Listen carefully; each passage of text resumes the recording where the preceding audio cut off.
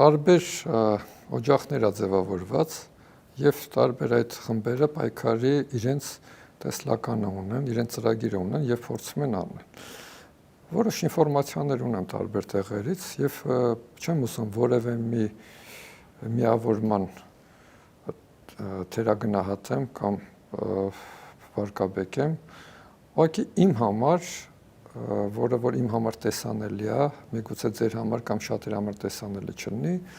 պայքարի միակ ճանապարհը, որը որ կբերի վերջնարդյունքի, դա սրբազան պայքարն է։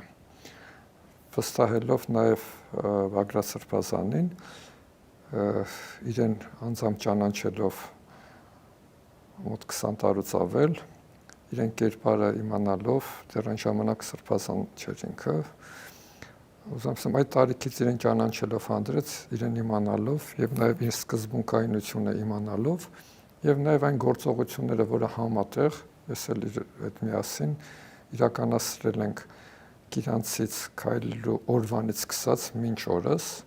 անցյալ տարի մենք համարյա բոլոր մարզերը այցելեցինք, ազգաբնակության հետ շփվեցինք եւ այդպես ձևավորվեց մի մեծ խումբ, ովքեր որ պատրաստ են պայքարի միջոցով հեռացնել օրվա իշխանությունը։